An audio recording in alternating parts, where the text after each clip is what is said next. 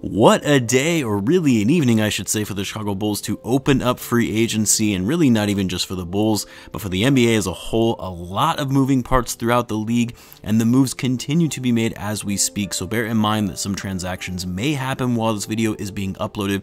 I can't tell you how many times people commented on my last video that the Pelicans won't be able to match an offer sheet for Lonzo because it was a sign and trade. I uploaded the video breaking down the news of Lonzo Ball joining the Chicago Bulls.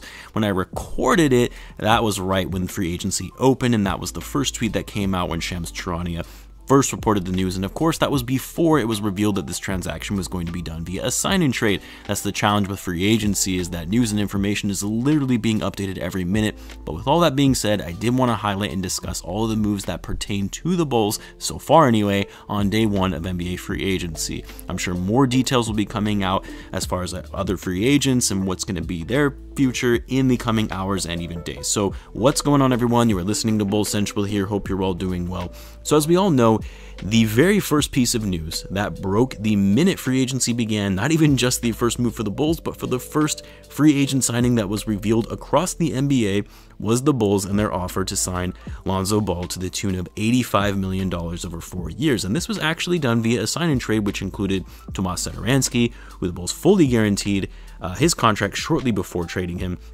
Garrett Temple, and a second-round pick, which I have to be honest, I was shocked that the Bulls only had to give up that much in a sign and trade for Lonzo. I thought for sure Lauri Markkanen would be included in that, but no, the Bulls were actually able to get out of the final year of Sato's contract at $10 million.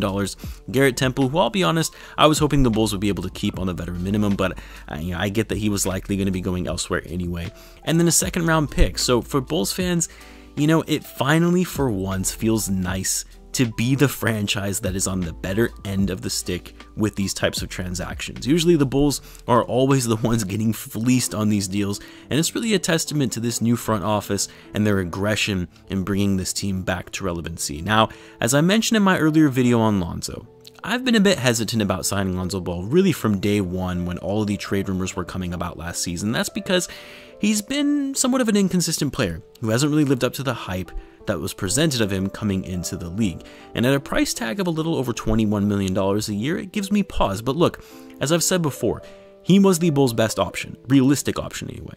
Of course, we had all the other guys that we were talking about, point guards that were available like Chris Paul, Mike Conley, Kyle Lowry, and of course, guys that I was talking about recently was Ben Simmons in a trade as being a good candidate. But we all knew these were more pie in the sky wishes than reality. And Lonzo Ball does fit with this team really well in terms of areas in their game where they lack as it relates to their playmaking and perimeter defense. He was the ideal point guard that fit both of those needs. And of course, because he's only 23, there's still upside potential in that he really hasn't even hit his prime yet.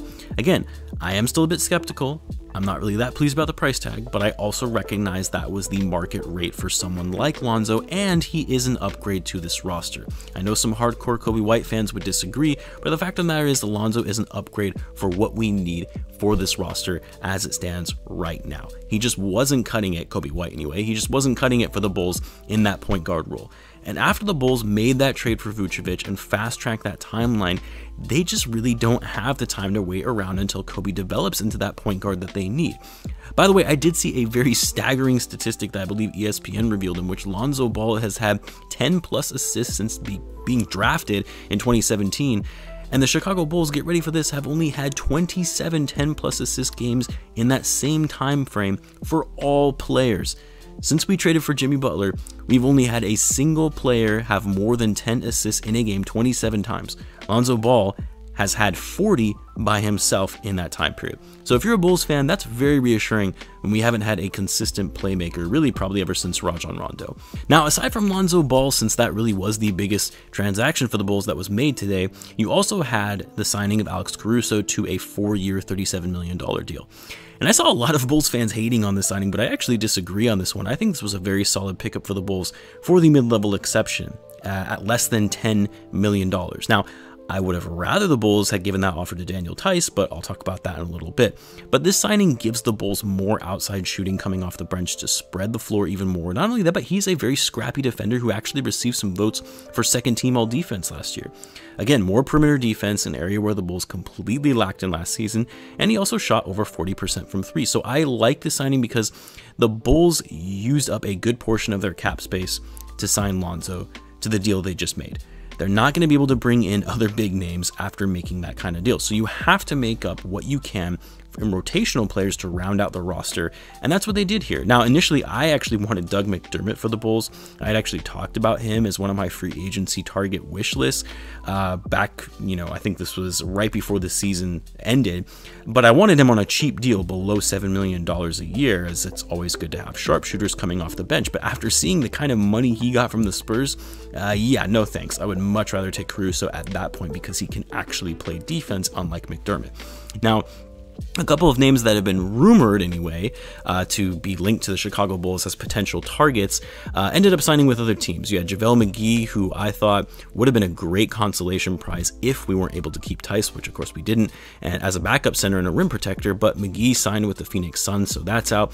And then of course Derrick Rose, who was the other big name that was linked to the Bulls, ultimately ended up agreeing to a 3-year deal to stay with the New York Knicks, which, as I said before, I really didn't see him returning to Chicago this offseason, especially if the Bulls were going to get Lonzo. There just simply would not have been enough roster spots in the backcourt, not unless you're going to choose Rose over Coby White, and I think it would be a mistake to prioritize Rose at his age over someone like Coby White, at least for the long term anyway.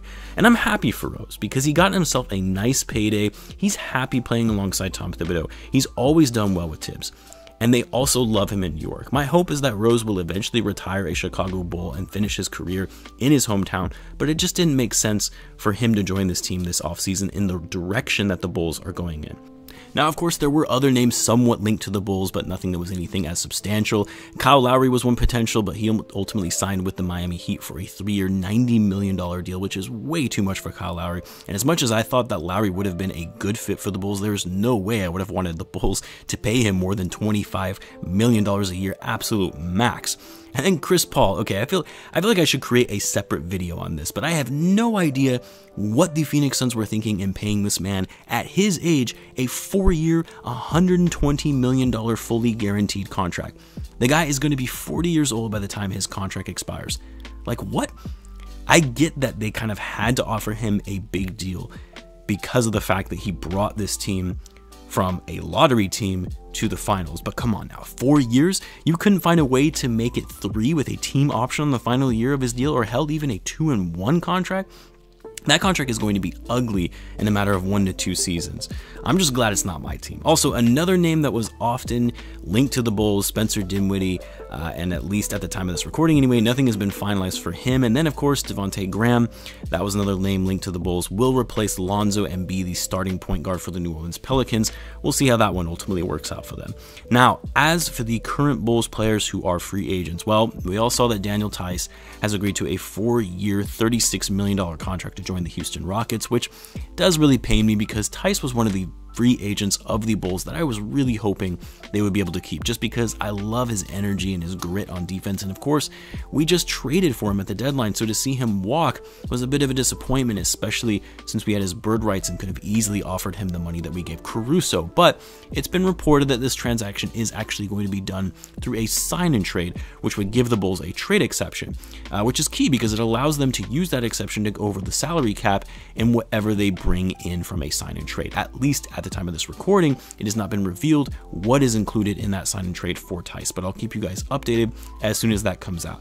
Happy for Tice though, he got himself a nice payday, just wish it was with the Bulls.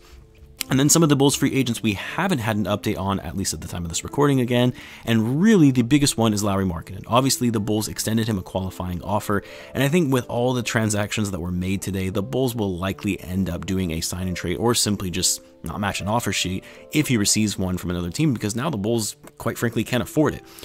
Cristiano Felicio, Denzel Valentine, yeah, they're not going to be getting any offers.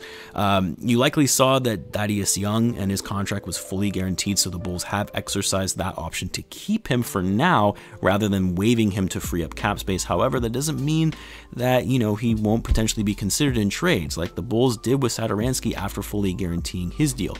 And then, of course, the Bulls extended a qualifying offer to Javonte Green and Devon Dodson, so we'll have to wait and see if any team has interest in them as restricted free agents. Anyway, those are some of the key highlights from this first day of free agency. Obviously, There were other significant moves made throughout the league, but I wanted to highlight the transactions that impacted the Bulls, or at least were at one point linked to the Bulls specifically. I'll likely have an updated video tomorrow on any additional moves that are made since the recording of this video. I'm curious to see what comes of Lauri Markkanen and his free agency and how this will play out with the Bulls in a potential sign and trade. But until then, as always guys, be sure to subscribe as I upload daily Bulls content. Thank you again for tuning in, and I will catch you in the next one.